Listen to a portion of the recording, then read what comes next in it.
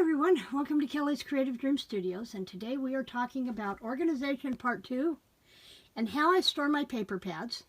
And I will have a couple of questions for you as we go through this short video for you to answer, and then there will be a more detailed video on how I actually put things together in a link in the description box below. I want to get this up first thing this morning so I can move on to putting things away. So what you're seeing here in front of you, this is my shelf that has all of my current Stampin' Up! Cardstock. I do have some colors I need to pull out and put up here to my 12 by 12 Stampin' Up! Cardstock, as well as my retired Stampin' Up! Colors. Then I have two shelves like this that are all designer series paper. There's one and there's two. And those are going to get revamped. This one here is all Christmas, Halloween, Valentine, and specialty papers like the glitters, the foils, the velvets, that kind of thing. Okay, and then I got one more to show you, so hold on. All this is going to get redone here, hopefully this weekend.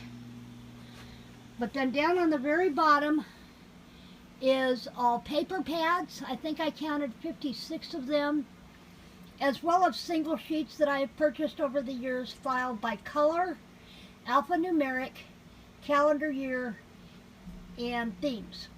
So this is all going to get redone. Now give me just a minute and I'm going to put you up on my camera holder and then I'll show you what we're doing today. Okay, are we there? We are there, and I didn't lose anybody. There we go. Okay, let's start with the paper pads. I do two things with the paper pads. Number one, they all go in one of these storage packets. These will hold approximately 200 sheets of scrapbook paper, and they're $4.99 at Hobby Lobby. I loved it when they had the Paper Studio label, because then I could get them at 40 and 50% off periodically, but they've taken their Paper Studio name off of a lot of different products over the last couple of years. So that will hold a paper pad. But what about when you cut into a paper pad and you have pieces? Then what do you do? If you just try to tuck them into the paper pad, they're going to fall out. So here's what I want you to think about. One of the things that Tiffany Spalding from the Scrap Rack stresses is keep things together that you will use together. So don't stick your scraps somewhere else. Instead, I thought I had one laying here.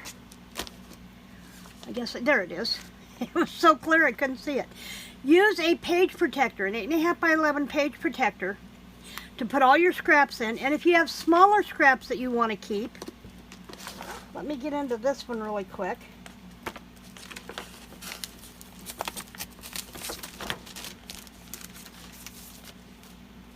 Then use one of these smaller, I think they're a 5 by 7 page protector that you can use to put even your smaller scraps in. And then keep this with your paper pad in this and label it. Now I'm going to talk a little bit more about this one in a minute, so let's hold that thought, okay? The other thing I do is for all of my cardstocks up there, and I'm turning and pointing like you can see me behind me, is I do the same thing. I have a master sheet. Let me pull an easy one here for you. I keep a full sheet of one of the colors of cardstock in a page protector, and then I also put all my small pieces in there. And if they're really small, then again, I go back to one of these. I go back to one of these and put it in there as well. And then I file this on my shelf, as you saw in the picture, and then my full packs of cardstock sit behind it. So it acts like a file folder with all of my full-size sheets behind it. And I do that for every color of my cardstock. Okay, so there's the cardstock, and there's the 12 by 12s. Now, how do I know what I have up there on my designer series paper shelf? I use a baseball card sleeve, which will hold 9 samples, and I have a ring binder that has a sample of every sheet. Your designer series papers, a lot of them, particularly with Stampin' Up, are two-sided. So I cut one strip, and I have a video on how I do this, but I have one strip that I cut 2 1/4 by 3 1/4 of one piece of the paper. I cut it at 1 5/8, and then I flip it over, so I have a front and a back, both viewable in this pocket. And I have them filed again by the alphanumeric, the themes, the calendar year, and the colors in the ring binder. So if I'm looking for a Christmas paper, I want to do a Christmas card, I just flip to the Christmas section in my ring binder, and I look and I can see at a glance what all my papers are that I have in a Christmas line. And there is a video to show how I do that in the description box below. So if I could make this a short video, I couldn't see duplicating what I already have on there. I do the same thing with my 12 by 12s. I put them in one of these bigger sheets. You can get these at a package of 10 at Hobby Lobby. And they're gusseted, so they'll hold quite a bit. And then I put all my 12 by 12s in there, as well as a page protector with some of the larger pieces and then the smaller pieces. And those all stay in that one envelope. So think about how many times have you needed a piece of red cardstock, and instead of looking at your scraps first, you cut instantly into a new sheet. This prevents you from doing that. You go in, if I wanted to do something with black glitter and say I just needed a piece big enough to punch out a couple of bats, why would I punch into a full 12 by 12 sheet when I can see at a glance that I have smaller pieces that I can cut from first? Again, keeping together what you will use together. So there's that one. Then I have one more for you, and that utilizes these page planner envelopes. These come 3 to a pack, and you can get most of these. You can all get online. You can get at Michael's. I shop at Hobby Lobby because it's only an hour away, and I've made friends with all the department managers, so I go to Hobby Lobby more than I would really like to. But anyway, this is how I store kits. One of the examples, remember that Graphic 45 Midnight Tales kit that I bought from Maddie last month?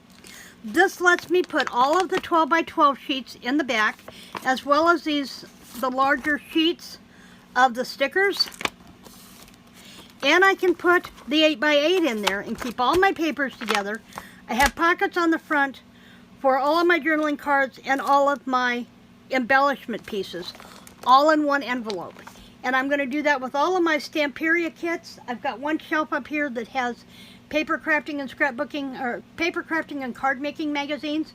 I'm going to go through those and tear out what I want to keep and open that shelf up, and that's where I'm going to store all of my specialty kits, mostly that I get from Maddie. So that's how I store all of my papers and all of my cardstocks. So what I want you to think about is, I'm also going to link Tiffany's video down below on how she thinks about her process of sorting and organizing. It's initially designed for storing on the scrap rack system, but I have found that as I start to sort through and figure out how to store everything in my craft room, whether it be my cardstocks, my designer series paper, my stamps, the stuff that I have on the scrap rack, even the stuff that I have on my mixed media cart, that everything is filed. I go to these categories. Think about where you will look for something. When you want a piece of, say you want a cereal box. If you're a junk journaler and you want a cereal box, where are you going to go to look for that cereal box that you know you have in your studio somewhere or in your storage somewhere? Think about where you will look first, where it best belongs. And if there are other things that go with that, everything that you would use with that item should be together. Okay? So that's what I want you to think about. So I'm going to try to find Tiffany's video and link it down below. I will link you the video on how I did my paper cataloging. And also one other thing about the paper pads. When I showed you the paper pad storage down on the bottom shelf, you'll notice I can't see what's on the front of those. So I have picked up those little brag book photo albums from Dollar Tree, and I'm going to take a photo of the front of each one of those paper pads and print them off on my photo printer and put them in one of those brag books. So again, I have a catalog index of what I have in those. I don't have to bend down here on the floor on this lower shelf and pull out every single one to look on the front to see what it is. I can flip through and see, okay, I want to use, if I want to use this paper pad. Okay, I already know Sugar Plums, Prunes, and Conflicts is probably going to be in my Christmas section over there. But am I going to want to pull out every single one on there? On the spine, let's see if I can grab one here really quick. This one says Thanksgiving. I have a tag on the handle that tells me what this is. When I catalog it, I will give each one a number so that I can say, okay, this is Thanksgiving number 1. This is the one I need. And I will pull it out of the shelf because I can see on the spine, just like on a book, and I can go right to it. So that's my paper storage tips for today. Leave me in a comment down below what you think was what you got from this video today, how you would change something, if it's something you had never thought of. Oh, and one more thing. There are lots of different ways to store your paper. One of them that I tried in the very beginning, particularly with my Stampin' Up! Cardstocks, was keeping all of my cardstocks in a hanging file folder in a filing cabinet. But what I found was, if you don't have everything really tight in that file drawer, enough to really fill that file drawer and keep your file folders snug up against one another, your cardstock wants to curve in the bottom. And then you've got to go back, and if it's a cardstock color particularly you don't use very often, it really gets that permanent curve in it, and then you've got to press it out before you can use it. So while that is a great idea to be able to flip through your colors in a file folder, over time, it's not really the best idea. You want to be able to keep them tight and keep them flat and standing up in some form. Now you can stack them on a shelf, but what if you want real red and it's 10 piles down on the shelf? You've got to move everything to get to that pad of paper. Same thing with your paper pads. If you have them all stacked on a shelf, number one, you'll have to label them all on the end to see what they are, but then you have to move all of these pads of papers to get to the one that is invariably the one you want is 3/4 of the way down the pile.